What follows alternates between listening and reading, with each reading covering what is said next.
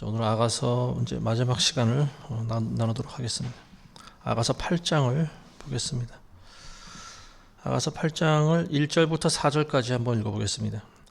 오, 당신이 내 어머니의 젖을 먹은 내 형제 같다면 내가 밖에서 당신을 만날 때 당신에게 입 맞추리니 정녕 내가 멸시하지 아니할 것이요, 내가 당신을 인도하여 나를 가르친 내 어머니 집에 들여서 내 석류즙으로 만든 향기로운 술을 마시게 하였으리이다. 그의 왼손이 내 머리 아래에 있을 것이요 그의 오른손은 나를 껴안을 것이라. 오 예루살렘의 딸들아, 내가 너희에게 부탁하노니 그가 원하기까지는 내 사랑을 흔들지도 말고 깨우지도 말라.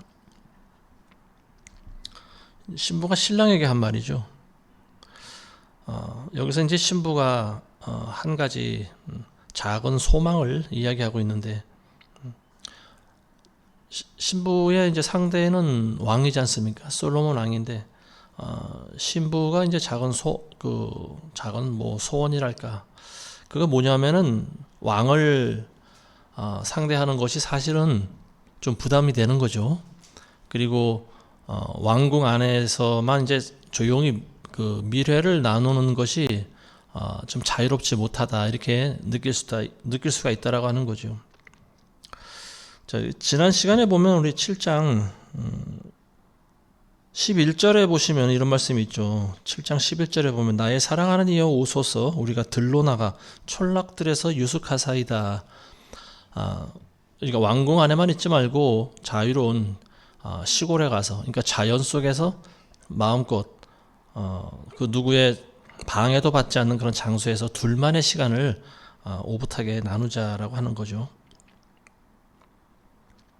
그래서 이제 그 신부는 그 왕의 그 고귀한 신분이 아닌 자기 신랑이 자기 오라비들처럼 그런 평민들과 같은 신분이었으면 좋지 않겠나, 이런 생각을 하는 것 같습니다. 자, 3절에 보시면은 그의 왼손이 내 머리 아래에 있고 그의 오른손은 나를 껴안을 것이라. 이것도 이제 우리가 한번 나눈 말씀이죠. 2장 6절에 동일한 표현이 나오고 있고요. 그리고 4절에도 예루살렘의 딸들아, 내가 너에게 부탁하노니 그가 원하기까지는 내 사랑을 흔들지도 말고 깨우지도 말라.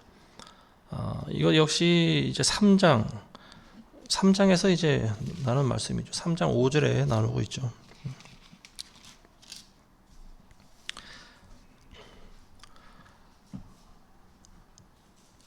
예루살렘의 여인들에게 이제 그 신부가 당부하는 말이 있어요. 이게 뭐냐면은 내 사랑을 흔들지도 말고 깨우지도 말라. 그러니까 편히 잠들게, 그러니까 잠자는 시간, 그 평화로운 시간을 깨뜨리지 말라, 이러는 거죠. 신랑과 신부와의 사이를 방해하는 그런 존재들이 있다라고 하는 거죠. 앞서서 우리가 이제 언급한 부분들, 신랑이 신부에게 뭐 한 가지 당부하는 게 있죠. 그게 뭐냐면 포도원을 허는 작은 여우를 잡으라고 하는 말이 있었죠. 뭐냐면 이제 포도원을 허문다라고 하는 것은 신랑과 신부 이 둘 사이의 사랑을 방해하는 그런 존재다라고 하는 거죠. 포도원, 여우가 포도원을 담을 허물어서 들어오면은 어떻게 되겠습니까? 포도나무를 전부 갉아먹잖아요. 열매가 맺어지기 전에 이제 포도나무 뿌리를 갉아먹고 다 갉아먹는다라고 하는 거죠. 이런 것들이 있고요. 어찌 보면은 또 예루살렘의 딸들이라고 하는 존재들, 예루살렘의 딸들, 이제 그 솔로몬 왕의 어떤 뭐 후궁도 될 수도 있고, 아니면 왕궁에 들어가지 못하는, 그러나 멀리서 왕을 그리워하고 사모하는 그런 여인들이라고도 볼 수가 있겠죠. 여기서 이제 예루살렘의 딸들에게 당부하는 말이 내 사랑을 흔들지도 말고 깨우지도 말라, 이런 이야기를 하고 있는 건데, 여기서 보면은 예루살렘의 딸들이 이 둘만의 사랑을 방해하는 그런 요소로 작용하고 있다라는 것을 알 수가 있겠죠. 세상 불신자들 또는 같은 교인들이라고도 볼 수가 있겠죠. 교회를 다니지만 뭔가 신부와는 좀 다른 그런 생각과 사상을 가지고 있는 사람들이 많이 있죠. 하나님을 믿는다고 하지만 그 중심에 자기가 꽉 들어차 있는 그런 사람들이 보면 교회 안에도 많이 있지 않습니까? 원래 크리스찬들을 가장 시험 들게 하는 존재는 같은 크리스천들입니다. 세상 불신자가 아니에요. 이 사람들은 우리 세계를 잘 모르죠. 왜냐하면 영 자체가 다르기 때문에 그렇습니다. 하나님을 거부하는 영으로 꽉 들어차 있는 사람이기 때문에 우리를 뭐 반대하고 우리를 조롱하고 우리를 공격하는 것은 당연해요. 그리고 우리가 그런 불신자들한테 어떤 욕을 먹어도 사실 그건 그렇게 크게 우리를 시험 들게 하거나 하지는 않습니다. 근데 문제는 예수님도 알고 하나님도 믿는다고 하는 그런 사람들, 같은 교회 안에서 같이 식사를 하고 교제를 하고 하던 사람들이 나를 공격할 때 나를 시험 들게 하는 가장 큰 요인으로 작용할 수 있는 거죠.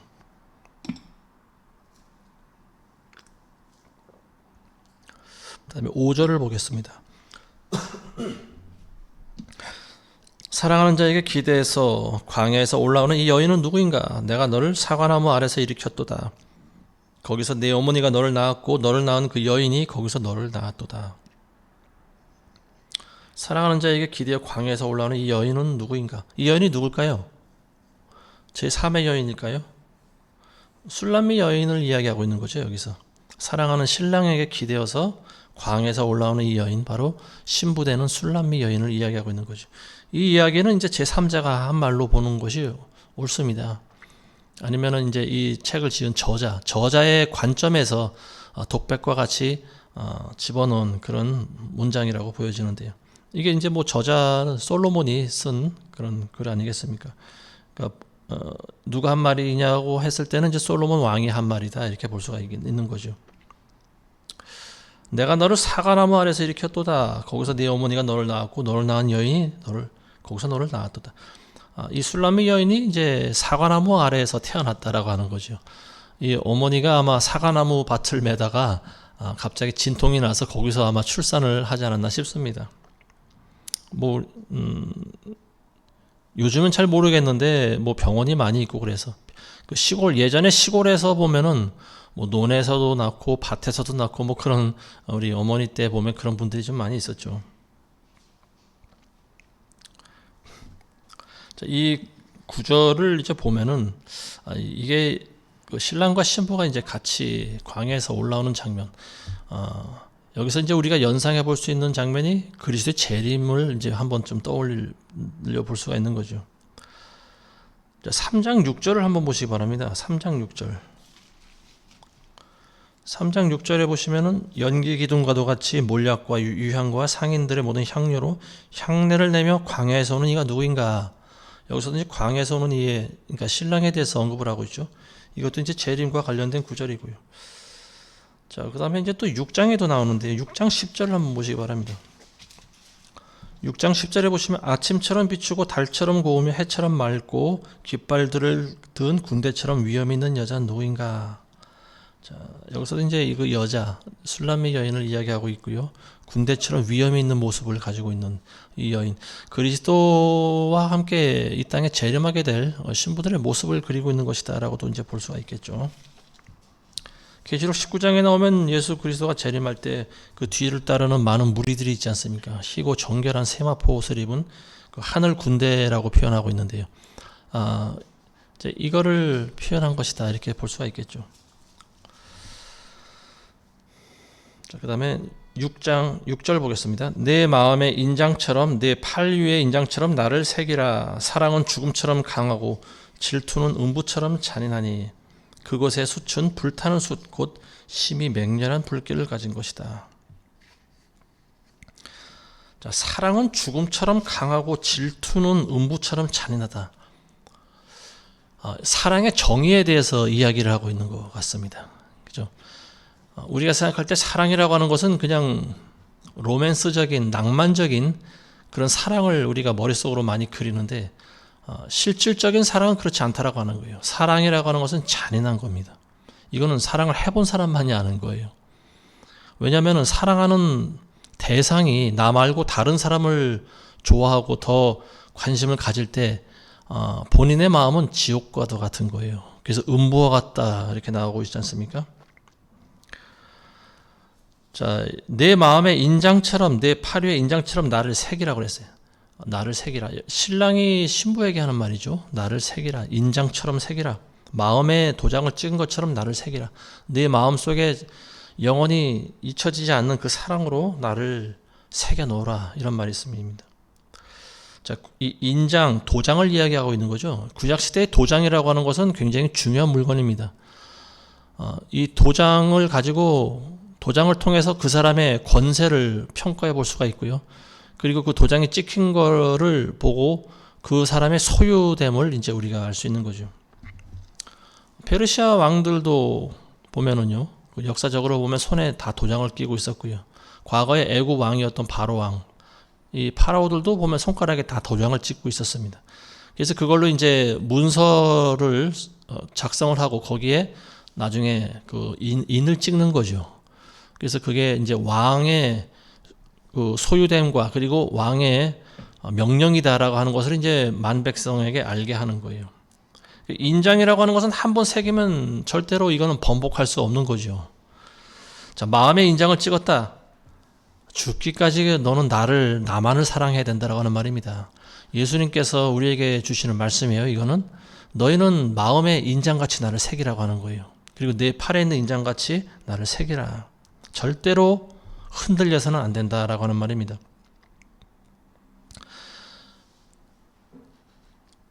사랑이라고 하는 것은요, 질투를 동반하게 되어 있습니다.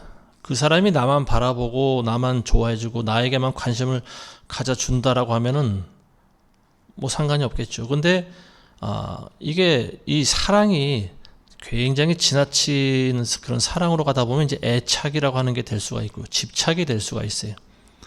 어찌 보면 그건 진정한 사랑과는 좀 관련이 멀다고도 볼 수 있지만 어쨌든 그 발생하게 된 원인이 뭐냐? 상대방을 사랑에서부터 시작이 된다라고 하는 거죠. 우리가 가끔 보면은 드라마 같은 데서 보면은 내 남편이 아니면 내 아내가, 그러니까 내 배우자가 다른 사람을 만나고 데이트하고 뭐 그런 장면, 그런 내용들이 나오고 있는데요. 당하는 그걸 바라만 보는 입장에서는 그 마음이 어떨까요? 그거를 바라보고 가만히 있고 아무 생각이 없다. 그럼 이 사람은 돌부처와 별다를 바 없는 사람이에요. 자기 배우자를 정말로 사랑하는 사람이라면요, 그 사람의 일거수일투족에 전부 다 신경이 쓰입니다. 그래서 특히 이성과의 어떤 만남과 접촉과 그 사람이 하는 말과 행동, 이 모든 것들이 나보다 더 다른 상대에게 더 많이 관심이 간다라고 하는 것을 깨달을 때 이 사람은 굉장한 질투심에 휩싸이게 되는 거예요. 그게 없으면 오히려 이상한 거죠. 근데 우리나라 전통 사회에서는요, 조선시대 여인들은 이걸 누르면서 살았어요. 그래서 우리 어머니, 할머니 때는요, 그 당시에는 아들을 못 낳든지 아니면 그 집이 좀 잘 사는 뭐 양반집이든지 그러면은 첩을 뭐 2명이고 3명이고 이게 흉이 되질 않았다라고 하는 거예요. 근데 그걸 옆에서 지켜보고 있는 그 정실이죠.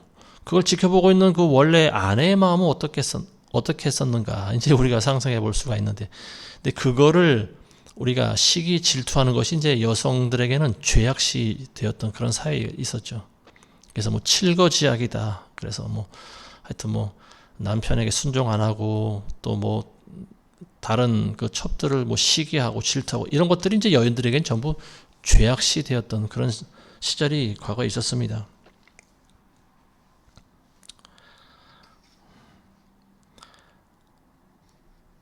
자, 이 사랑의 눈이 먼 사람은요, 때로는 고통을 느낍니다. 왜냐하면 그 상대가, 내가 그 상대를 사랑하는 것만큼 그 사람이 나를 사랑해주지 않는다고 느껴질 때 굉장히 고통을 느껴요. 더군다나 공공연하게 내 배우자가 다른 상대를 찾아서 길을 떠났다. 이 사실을 알게 됐을 때 남아있는 배우자, 홀로 된 그 배우자의 마음은 어떨까요? 그 찢어지는 거예요. 마음이 그야말로 미치고 환장하는 겁니다. 더 이상 그 마음은요, 말이나 글로 설명할 수 없는 거예요. 당해본 사람만이 알 수 있는 거죠. 자, 이게 사랑의 질투고요. 이게 참 잔인한 사랑이고 음부 같은 사랑이고 숯불과 같이 뜨거운 사랑인데요. 이런 고통을 당하고 있는 분이 있습니다. 그분이 누구냐? 하나님이 이런 고통을 당하고 있는 거예요. 태초부터 지금까지 하나님께서는 우리 인간을 창조하시고 이런 고통을 이런 심정을 안 겪으신 적이 없다. 저는 그렇게 보여집니다.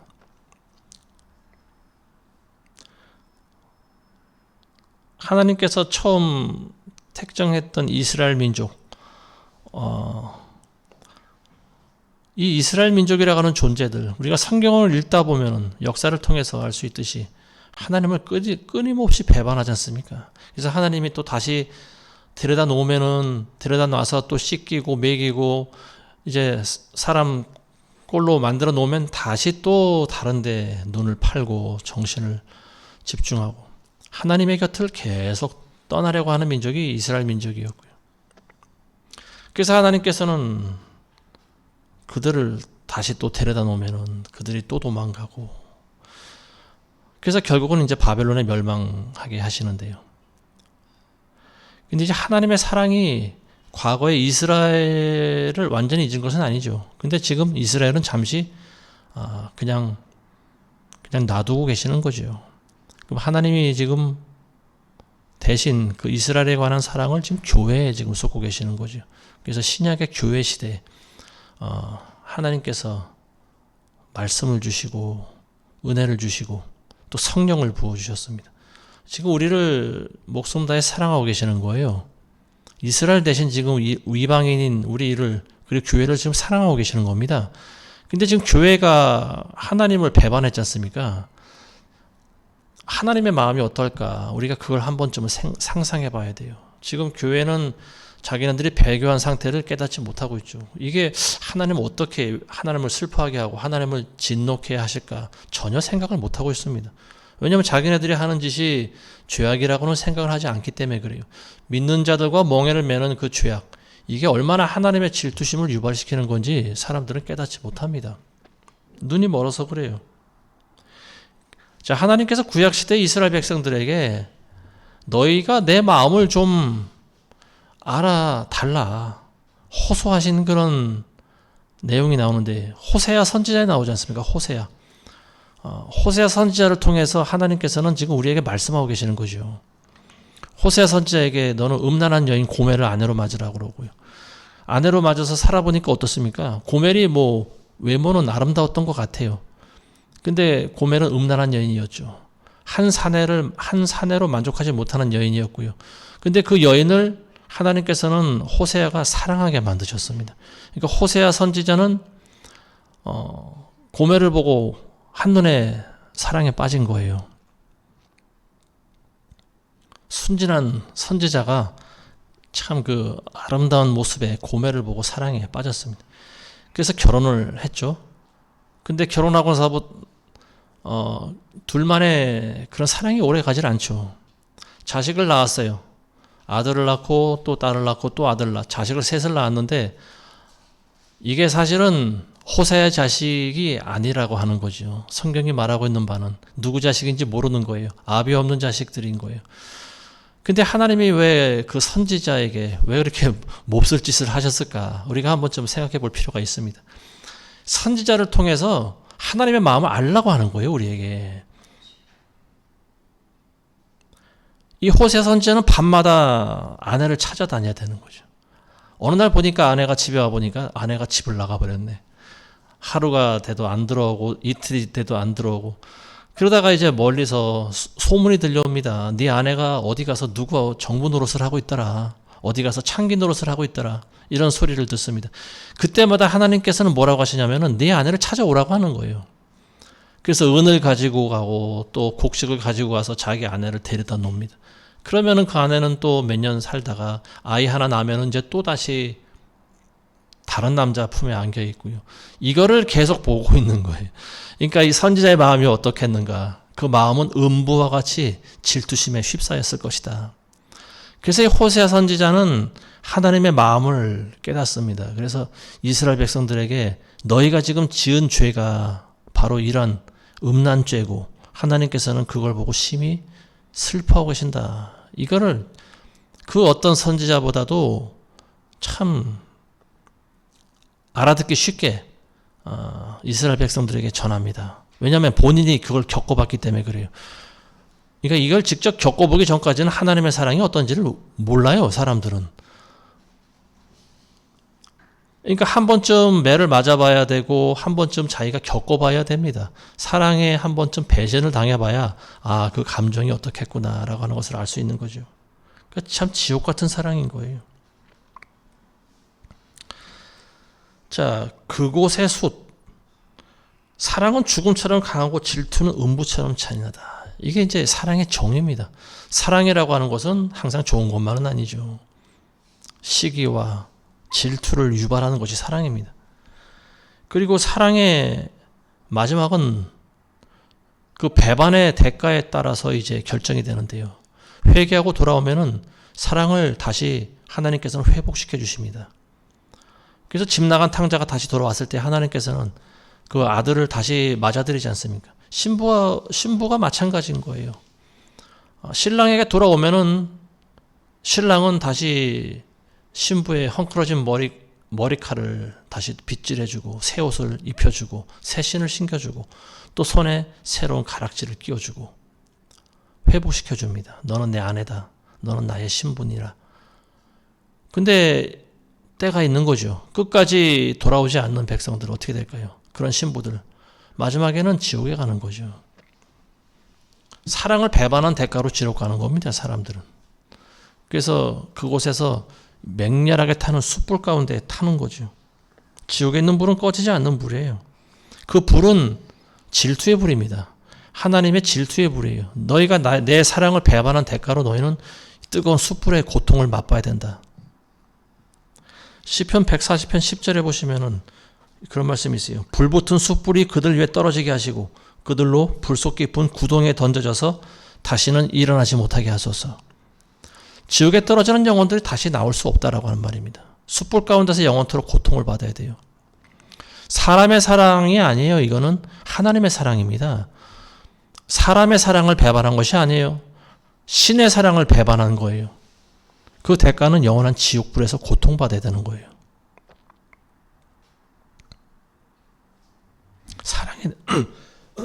하나님의 사랑에 대해서 지금 이야기하고 있는 겁니다. 그 다음에 7절 보겠습니다. 많은 물들로도 사랑은 끌 수 없으며 큰 물들로도 잠기게 할 수 없나니 사람이 그의 집에 모든 재산을 주어 사랑과 바꾸려 한다면 그 일은 완전히 멸시를 받으리라.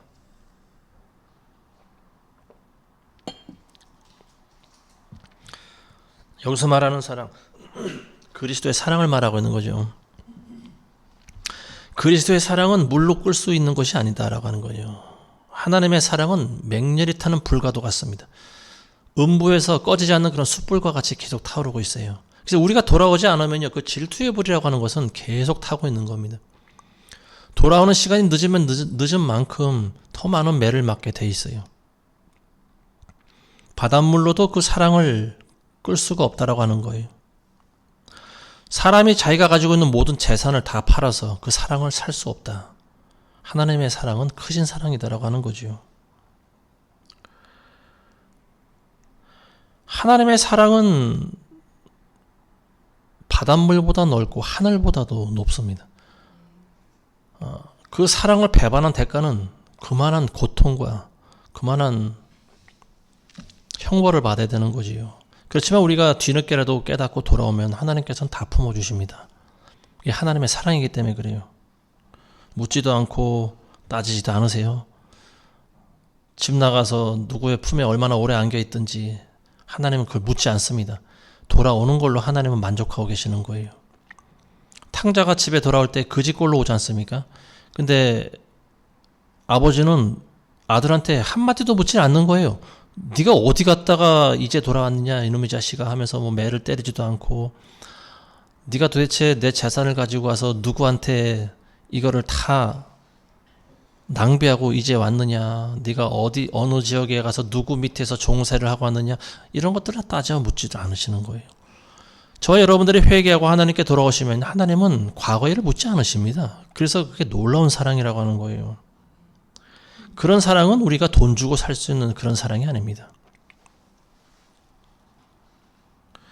요한복음 3장 16절에 사도 요한이 그런 말을 하지 않습니까? 하나님이 세상을 이처럼 사랑하사 독생자를 주었으니 이는 누구든지 저를 믿는 자마다 멸망치 않고 영생을 얻게 하려 하심이라. 이게 하나님의 사랑이라고 하는 거예요. 세상을 이처럼 사랑하셨다. 이처럼이라고 하는 말이 뭘까요? 따지지도 않고 묻지도 않는다라고 하는 거죠.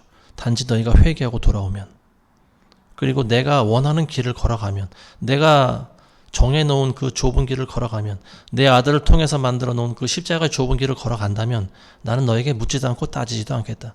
네가 과거에 내 사랑을 배반하고 나를 질투심으로 유발시킨 그 죄악을 나는 더 이상 묻지 않겠다라고 한 말입니다. 영생을 오히려 너에게 주겠다라고 하는 말이에요. 네가 나를 믿기만 하면, 네가 내 아들 예수 그리스도를 믿기만 하면 나는 너를 멸망에 처하지 않겠고 너에게 영생을 주겠노라. 이게 하나님의 놀라운 사랑이에요. 이처럼 하나님의 사랑이라고 하는 것은 놀라워요. 근데 그런 사랑, 하나님께서 이 말씀을 우리에게 주시기까지 하나님의 사랑이라고 하는 것은 질투심에 눈이 멀 정도의 그런 사랑이었다라고 하는 거예요.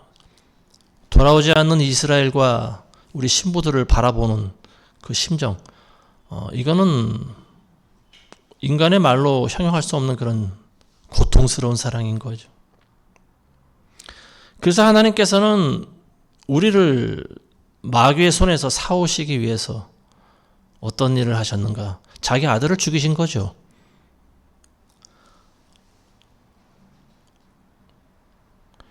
아무리 선지자를 보내고 달래고 경고를 해도 이 사람들이 듣지 않습니다. 할 수 있는 방법이 없어요. 그래서 하나님께서는 우리를 살리시기 위해서 아들을 보내십니다. 예수 그리스도를 보내시는 거죠. 그래서 아들을 십자가에 매달게 하십니다. 아들을 죽이시는 거예요. 아들의 피값으로 우리 영혼을 대신 사오시는 거죠. 우리는 마귀를 신랑 삼아서 살았던 존재들 아닙니까? 우리 영혼들은 마귀 품에 안겨있던 존재들이죠. 하나님의 품을 떠나서 우리는 마귀를 신랑 삼아서 살던 사람들이에요. 그러니까 하나님께서 그걸 보고 계시는 마음이 어떻겠는가? 질투심에 눈이 멀정도라고 하는 거죠. 그래서 하나님이 내리신 최후의 결단이 뭐냐? 사랑하는 독생자를 보내는 거예요.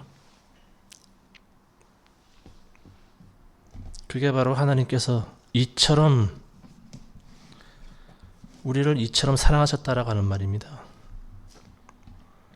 8절부터 9절 보겠습니다. 우리에게 한 작은 누이가 있으니 그녀에게는 가슴이 없도다. 그녀가 청혼을 받게 되는 날에 우리가 우리의 누이를 위해 무엇을 할까? 그녀가 성벽이라면 우리는 그녀 위에 은으로 궁을 지으리라. 그녀가 문이라면 우리는 그녀를 백향목 판자로 두르리라.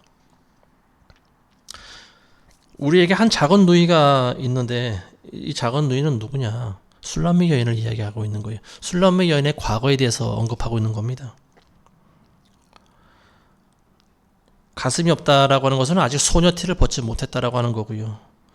그리고 그녀가 청혼을 받는 날 우리가 우리의 누이를 위해 무엇을 할까? 자, 이 말을 한 대상자가 이제 술람미 여인의 오라비들일 것이다. 이제 우리 이렇게 생각할 볼 수 있는 거죠. 그래서 이 술람미 여인의 오라비들이 어린 시절에 그 술람미 여인을 보면서 이제 그런 말을 했다라고 하는 거예요. 아직 그녀에게는 가슴이 없다. 아직 소녀다. 어린 계집아이다라고 하는 말이고, 그리고 여동생이 성장해서 결혼하게 될 때쯤 되면 우리가 그녀에게 많은 그런 예물을 줄 것이다. 이런 말을 하고 있는 거죠. 네가 만일 성벽이라면 성벽 위에 은으로 궁전을 세워줄 것이고, 그리고 네가 문이라면 문 위에 백향목 판자를 둘러주겠다. 아름답게, 최대한 여동생을 아름답게 단장시켜서 신랑에게 시집 보내게 했다라고 하는 말입니다. 근데 왜 신부를 여기서는 성벽과 문이라고 표현을 했을까? 몇 주 전에 한번 언급을 한 것 같습니다. 성벽, 외부에 적이 침공해 오는 것을 막아주는 역할을 하지 않습니까? 성벽. 그래서 이제 적들이 들어오지 못하게 막는 역할을 신부가 해야 된다라고 하는 거죠. 우리의 몸이 곧 성전이지 않습니까? 우리 몸이 곧 교회고 성령이 계신 전이기 때문에 우리가 성전인 거예요. 신부는 성벽과 같아야 된다라고 제가 말씀드리지 않습니까? 모든 것을 다 허용해서는 안 된다라고 하는 거죠. 우리 안에 들어오는 것이 뭘까요? 눈과 귀를 통해서 들어오는 것들이 있죠. 눈에 보이는 것들, 소리로 죄를 짓게 하는 것들. 그래서 이런 것들을 우리가 육신의 정욕과 안목의 정욕과 이생의 자랑이라고 합니다. 눈과 귀를 통해서 들어오는 이 모든 것들이 세상적인 거라고 하는 거죠. 그리고 그런 것들이 육적인 거라고 하는 겁니다. 이걸 우리가 잘 가리고 분별해서 받아들여야 된다라고 하는 말입니다. 자, 그리고 문이라고 하는 것은 교회 안에 꼭 들어올 사람만 문을 열어줘야 된다라고 하는 거죠. 문을 열고 들여보내야 될 존재는 가장 먼저 예수 그리스도시죠. 성령님이시죠. 하나님이시죠. 그분을 우리 마음 가운데 영접을 해야 된다라고 한 말입니다. 그래서 성벽과 문으로 이렇게 표현하고 있는 거예요. 자, 10절 보겠습니다. 나는 한 성벽이요 나의 가슴은 망대들 같나니 그러므로 내가 그의 눈에 은총을 입은 자같이 되었도다. 자, 이 술람의 여인이 이제 가슴이 없던 여인이었는데 지금은 가슴이 망대와 같다. 망대와 같이 높이 솟았다라고 하는 말이죠. 이제 성숙할 대로 성숙해졌다라고 하는 말입니다. 시집갈 때가 되었다라고 하는 말이에요. 그리고 나는 한 성벽이 되었다라고 하는 말입니다. 성숙한 그리스도인이 되었다라고 하는 그런 의미를 가지고 있는 거죠. 결혼식 할 준비가 됐다. 술람의 여인의 이제 몸 상태를 통해서 비유하고 있는 것이 뭐냐? 그리스도인의 믿음을 보여주고 있는 거죠. 우리가 예수 그리스도를 처음 알게 됐을 때 믿음이 어린아이와 같았다라고 하는 거예요. 아직 시집갈 상태가 되지 못했다. 가슴이 없는 밋밋한 계집아이에 불과했었다라고 하는 거죠.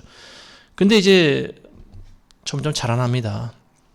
물론 그 과정이 그냥 순탄한 것만은 아니에요. 시간이 지나면서 시간만 지났다고 성숙해지는 것이 아니라고 하는 거죠. 이 술람의 여인은 많은 과정을 겪고 올라온 여인이에요. 광야를 통과했다라고 하는 거죠. 그래서 광야에서 신랑의 품에 기대어서 왔다라고 하는 것이 이 술람의 여인이 그냥 소녀에서 처녀로 성장했다라고 하는 말이 아니에요. 그 과정 가운데 많은 일이 있었다라고 하는 거죠. 신랑을 사모하고 그리워하고 신랑만을 생각하고 그리고 또 신랑만을 찾아다니는 거, 신랑을 기다리는 거. 이게 이제 신부가 해야 할 일이죠. 그러면서 몸 단장하는 겁니다. 아름다운 몸을 목욕 깨끗이 항상 씻고 아름다운 그런 향기와 향품으로 몸을 단장하고 에스더가 왕을 맞이하기 위해 준비한 것과 똑같은 일들을 하고 있는 거죠.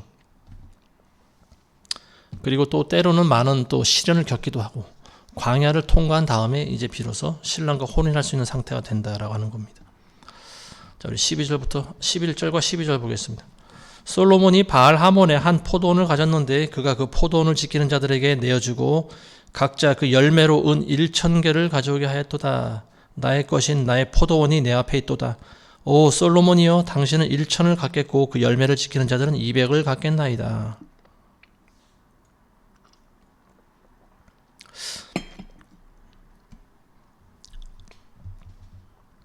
자, 이 11절과 12절은 좀 난해 구절 가운데 하나인 것 같습니다. 다른 주석서를 찾아봐도 명쾌하게 여기에 대해서 답을 내리고 있는 걸 보지는 못했는데요. 이게 정확히 무슨 말인지 모르겠어요. 근데 어쨌든 우리가 한 절씩 살펴보겠습니다. 솔로몬이 바알 하몬의 한 포도원을 가졌는데 바알 하몬이라고 하는 것이 이제 뭐 이사갈 지파의 영토 중에 하나라고 나와 있는데 레바논 지역에 가면은 그 레바논의 한 골짜기 이름이 바알 헤르몬이라고 하는 곳이 있어요.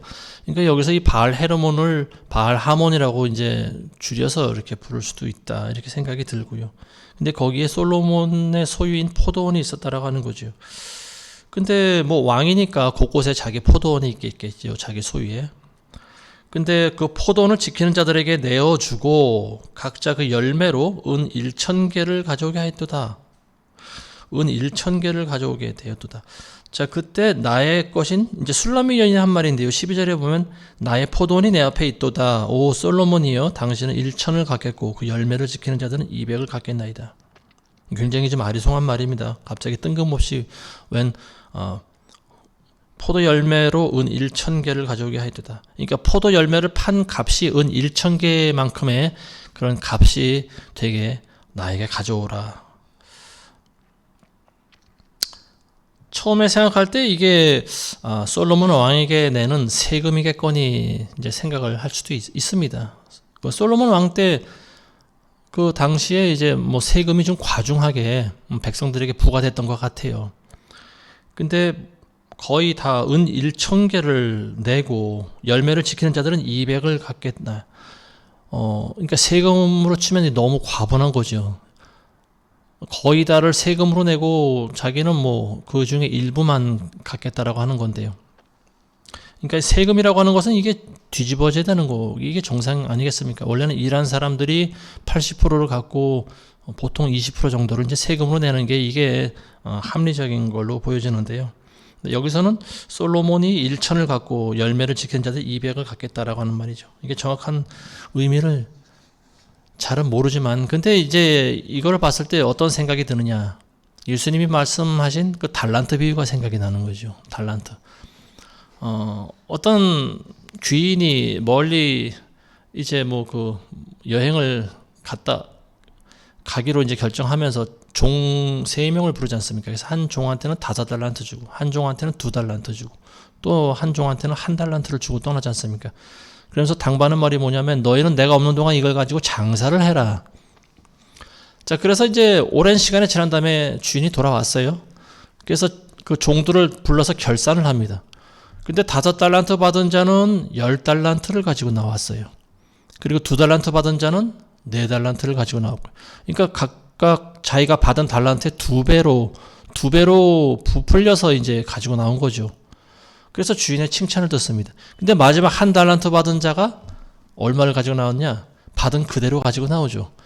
그래서 이 1달란트 받은 종한테 주인이 아주 호되게 꾸짖습니다. 이 악하고 게으른 종아, 이걸 차라리 내가 은행에다 맡겨서 이자를 가지고 가져왔어야 되지 않겠느냐. 근데 이 악한 종의 한 짓은 뭐냐? 이걸 땅에다 파묻어 뒀다는 거예요. 땅에다 파묻어 뒀다가 까맣게 잊어먹고 주인이 오는 날 그걸 그대로 파가지고 갖다 드렸다. 근데 이걸 악하고 게으른 종이라고 하는 그런 참 꾸지람을 받습니다. 이게 이제 그 솔로몬이 1,000을 갖겠고 우리는 200을 갖겠다. 이게 이제 그런 의미가 아닌가 싶습니다. 자, 하나님께서 우리에게 주신 모든 것들이 전부 다 하나님의 거죠. 우리는 소유를 주장할 수 있는 것이 아무것도 없습니다. 왜냐하면 우리 영혼까지 지으신 분이 창조주 하나님이기 때문에 그렇습니다. 우리 영혼이 하나님 건데 우리가 가지고 있는 소유는 우리 거라고 주장하는 것이 말이 안 되는 거죠. 그러니까 여기서 말하고 있는 것은 모두가 다 왕의 것이라고 하는 거죠. 근데 이 술람미 여인은 당신은 1,000을 갖고 그 열매를 지키는 자들 200을 갖겠나이다. 본인은 하나도 갖겠다라고 하는 말 안 합니다. 포도원 농사를 짓고 열매를 지켰던 자들은 200을 주겠지만 나는 아무것도 필요가 없습니다. 왜 그럴까요? 모든 걸 다 주인, 자기 신랑인 솔로몬 왕에게 다 줘도 나는 아깝지 않다라고 하는 거예요. 이 여인에게 있어서 어떤 돈이라든지 소득이라든지 이런 건 이제 더 이상 의미가 없는 거죠. 왜냐하면 신부가 되기 때문에 그래요. 그리고 신부가 되면 신랑의 모든 것이 다 내 소유가 되는 거죠. 그 집 나간 탕자의 비유에서 그 아버지가 장남에게 이런 말을 하고 있지 않습니까? 장남이 이제 좀 징징대죠. 자기 둘째 아들을 그 탕자를 아버지가 환영하는 모습을 보면서 질투합니다. 징징대요. 왜 아버지는 저렇게 합니까? 그러면서 그때 아버지가 한 말이 뭐냐면은 장남한테 내가 가진 모든 소유가 다 네 건데 너는 왜 그렇게 징징대느냐. 신부가 가지고 있는 모든 걸 다 주는 거예요. 신랑한테. 그리고 아깝지가 않은 거예요. 왜냐하면 신랑께 다 내 거가 되는 거잖아요. 그죠? 신랑의 소유가 다 내 것인 거나 마찬가지인 거죠.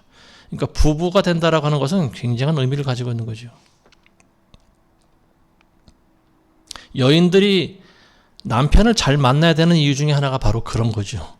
여자 혼자의 몸으로 먹고 살기 힘든, 참 각박하지 않습니까? 이 세상이라고 하는 것이 경쟁률이 치열하고 우리나라가 자살률이 1위라고 하는데요. OECD 국가 중에서. 그만큼 세상이 각박한 것 같아요. 근데 이런 치열한 경쟁주의 사회에서 여자의 입지라고 하는 것은 그야말로 더 좁죠. 남자보다도 훨씬 좁죠. 여자들이 최종적으로 할 수 있는 선택, 어찌 보면 가장 탁월한 선택이 뭐냐? 훌륭한 남편을 만나는 일이죠. 그래서 뭐 재벌 남편을 만난다. 운 좋게도. 그러면은 재벌의 게 전부 다 자기 거가 되지 않습니까? 뭐 어떤 뭐 사건이 일어나서 둘이 살다가 뭐 마음이 안 맞든지 뭐 간음한 연고라든지 뭐 둘이 헤어질 수 있어요. 그래서 이혼을 해도 이 여인은 상당한 많은 재물을 위자료로 받게 돼 있습니다. 그래서 여자들은 남자를 잘 만나야 되는 거예요. 13절에서 14절 보겠습니다. 동산들에 거하시는 당신이여 동료들이 당신의 음성에 경청하나니 나로 그것을 듣게 하소서. 나의 사랑하는 이여 서두르소서. 향기 나는 산들 위에 있는 노루나 어린 사슴같이 되소서. 동산들에 거하시는 당신이여. 하나님은 동산에 거하시는 분이시다라고 하는 거죠.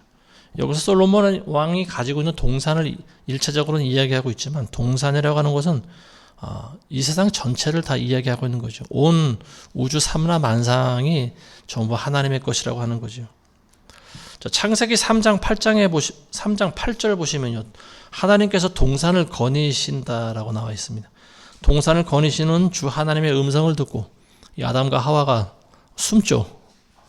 자, 동산을 하나님께서 거니신다. 동산들에 거하시는 당신이요. 하나님에 대해서 이야기하고 있는 거죠. 자, 동료들이 당신의 음성에 경청하나니 동료들. 자, 여기서 동료들이라고 하는 것은 술람이 여인과 같은 이 신랑의 신부가 될 여인들이다. 이렇게 볼 수가 있겠죠. 같은 그리스도인 신부들을 말하고 있는 거죠. 이 사람들이 당신의 음성에 경청한다. 당신을 사모한다. 그리스도인들은 예수님의 말씀을 사모합니다. 왜냐하면 예수님 말씀 자체가 곧 영이고 진리이기 때문에 그래요. 그리고 생명이기 때문에 그렇습니다. 크리스찬들은 하나님의 말씀을 사모하게 돼 있어요. 그리고 이런 사람들은 신부가 될 자격이 있는 거죠. 나로 그것을 듣게 하소서. 당신의 음성을 듣게 하소서. 나도 당신의 음성을 듣기 원합니다. 물론 신부는 당연히 그 음성을 들을 자격이 있는 거죠. 그렇지만 여기서 신부는 당연히 나는 당신의 음성을 들으니까 나는 이런 말 할 필요가 없습니다가 아니고요. 다른 동료들을 먼저 세워주는 모습을 볼 수가 있는 거죠. 그러니까 그리스도인들의 겸손한 그 마음을 지금 보여주고 있는 겁니다. 나도 그들과 같은 한 신부에 불과합니다. 나라고 특별한 존재가 아닙니다. 지금 여기서 그 얘기를 하고 있는 거죠. 신부가 많이 있다라고 하는 거예요. 자, 그리고 나도 그 음성을 듣기 원합니다. 여기서 이제 그 음성, 마태복음 25장에 보시면 열처녀의 비유가 나오고 있는데요. 그때 열처녀들이 신랑을 기다리고 있지 않습니까?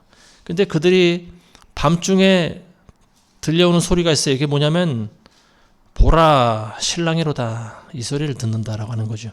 보라 신랑이 오니 영접하라. 맞이하라. 나와라. 신랑의 이제 탄 가마를 앞세우고 앞에 이제 들러리들이 등불을 들고 나오면서 외치는 소리가 바로 이거예요. 보라 신랑이 왔도다. 신랑을 영접하러 나와야 된다. 이제 처녀들이 이 소리를 들어야 된다라고 하는 거죠. 근데 많은 처녀들이 이 음성을 듣기는 들으나 10처녀 중에 5명만 혼인잔치에 들어가죠. 왜냐하면 다른 5처녀는 기름이 준비되어 있지 않기 때문에 그렇습니다. 자, 여기서 이제 이거를 뭐 구원에 대한 걸로 해석할 수도 있겠지만 어떤 우리가 아가서를 강의하면서 우리가 신부와 신랑의 그 사랑, 이거를 이제 우리가 다루면서 알게 되는 사실은 뭐냐? 많은 신부들이 있지만 혼인잔치에 들어가는 신부가 절반밖에는 되지 않는다. 우리는 이렇게 해석을 할 수가 있는 거죠. 1차적으로. 자, 이게 어떤 사건을 의미하는 것인가? 먼저 첫 추수로 부르는 신부들이 있다라고 하는 거죠. 이게 바로 휴거 사건입니다. 휴거. 신부로 취해가는 사건이죠. 들어 올림 받는 사건이죠.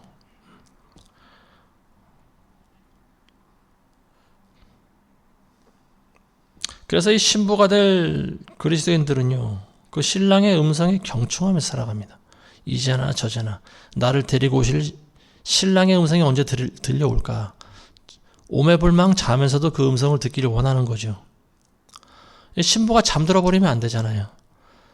신랑은 밤중에 오시는데 이 신부에게 많은 소리가 들려옵니다.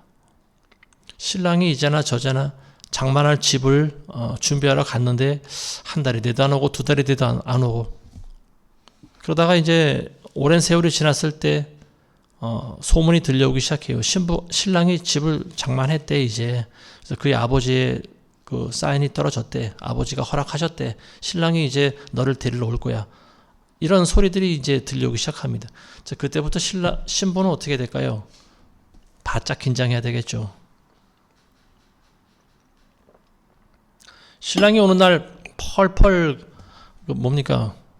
그냥 잠을 퍼질러 자고 있으면 어떻게 됩니까? 쿨쿨 코를 골면서 신랑이 오는 것도 모르고 신부의 자격이 없는 거예요. 그때 가서 부랴부랴 신부 화장을 시키겠습니까? 그때 가서 등잔에 기름을 채우고 누가 준비해 줄까요? 신부가 다 준비해야 되는 거예요. 그런 것들은. 열처녀가 신랑을 기다리고 있지만 혼인잔치에 들어가는 신부는 5명밖에 되지 않는다라고 하는 거. 이 말을 우리가 좀 의미 깊게 한번 좀 생각해 봐야 될 말이 아닌가 싶습니다. 자, 그래서 신부가 한 마지막 말 14절입니다. 나의 사랑하는 이여 서두르소서 향기 나는 산들 위에 있는 노루나 어린 사슴같이 되소서. 노루나 어린 사슴, 사슴같이 노루같이 깡총깡총 뛰어서 빨리 나에게 와달라고 하는 말입니다. 빨리 와달라고 하는 거예요. 서둘러 달라고 하는 거죠.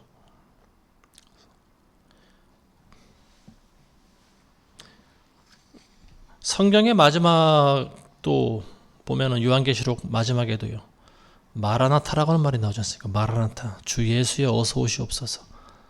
신부가 소망하고 있는 최종적인 소망이 마라나타라고 하는 거예요. 예수여 어서 오시옵소서. 주 예수여 오시옵소서. 마라나타.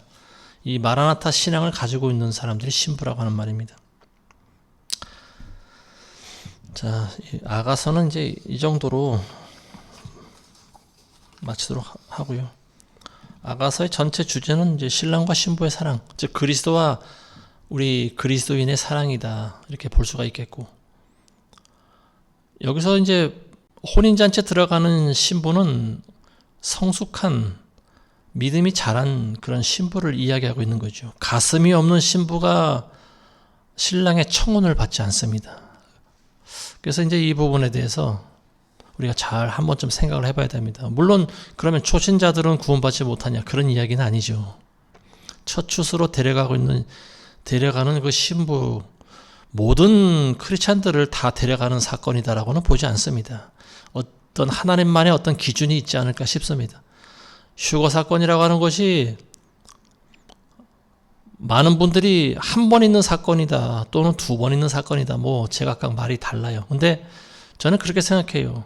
하나님께서 원하시는 만큼 그 이상이 될 수도 있다, 저는 그런 생각이 듭니다. 물론 공식적인 그런 휴거, 교회를 신부로 들러오시는 그런 휴거 사건, 첫 추수 사건은 뭐 한 번이 될 수 있겠지만, 그 이후에 또 남은 열매를 추수하는 그런 내용이 있지 않습니까? 이거를 꼭 2번이다, 3번이다 국한하는 것이 아니고, 그건 저는 하나님의 주권이다, 저는 이렇게 표현하고 싶습니다. 그리고 그런 일들이 계속적으로 일어나고 있는 거죠. 우리가 생각할 때 우리는 성경적인 그런 거시적인 휴거나 아니면 그런 거시적인 종말에 대해서만 집착하는 경우가 있어요. 근데 하나님께서 왜 꼭 그 방법을 통해서만 하신다고 생각하시나? 우리는 그걸 생각할 필요가 있는 거죠. 휴거라고 하는 것은 원래 육체의 죽음을 맞이하지 않고 육신이 살아있는 상태에서 우리가 변화돼서 올라가는 그 사건을 우리가 휴거로 알고 있죠. 근데 신부를 취하는 사건이 꼭 육신의 죽음을 맞이하지 않고서도 올라가는 사건뿐만이 아니고 자연적으로 자연사 우리 눈으로 볼 때는 이게 죽음이지만요. 이 땅에서 죽음을 맞이하는 그런 신부들은 왜 없을까요? 그러니까 이 신부들의 모습이라고 하는 것이 우리의 어떤 생각에 고정돼서 우리 어떤 주관대로, 우리 생각대로, 우리 견해대로 고집할 필요는 없다. 저는 그렇게 보여지는 거죠. 많은 사람들이 휴거에 너무 많은 관심과 초점을 맞추고 있어요. 예수님이 언제 오실지는 아무도 모릅니다. 우리 살아생전에 안 오실 수도 있어요. 근데 많은 분들은 지금이 마지막 때니까 우리는 정신을 바짝 차리자. 그건 좋아요. 그렇지만은 우리가 아무 일도 하지 않으면서 휴거만 바라보고 있는 것은 이단과 다름이 없다라고 하는 거죠. 우리는 항상 기억해야 될 것이 두 가지 종말을 생각해야 돼요. 전체적으로 예수님이 오시는 재림의 때, 그때 오는 종말을 생각해야 되고요. 또 저와 여러분들은 그 전에 언제든지 하나님이 먼저 우리를 부르실 수 있다라고 하는 거죠. 오늘 밤에 자다가 새벽에 밤에 무슨 일이 일어날지 우리가 어떻게 압니까? 잠자듯이 죽는 사람들도 많이 있는 거죠. 그리스도인들이 소망하기를, 저는 그런 소망을 합니다. 만일 우리가 육체의 죽음을 통과해서 하늘나라에 가는 그런 것이라면 저는 잠자듯이 죽는 그런 죽음이 얼마나 복된 죽음인가, 저는 그런 생각을 한 번쯤 해봅니다. 하여튼 마지막 때 뭐 신부라든지 뭐 종말이라든지 휴거라든지 뭐 마지막 때에 대한 지식과 정보가 좀 넘쳐나고 있죠. 근데 그런 것들보다 먼저는 우리가 과연 자격이 되는가, 제가 늘 말씀드리는 것이 그겁니다. 우리가 하는 지식은 우리를 구원하지 못한다라고 하는 말입니다. 신랑을 우리가 얼마나 사모하는가, 그리고 신랑의 말씀에 우리가 얼마나 순종하는가, 이것이 관건이지 마지막 때에 대한 지식과 정보가 우리를 구원해 주는 것이 아니에요.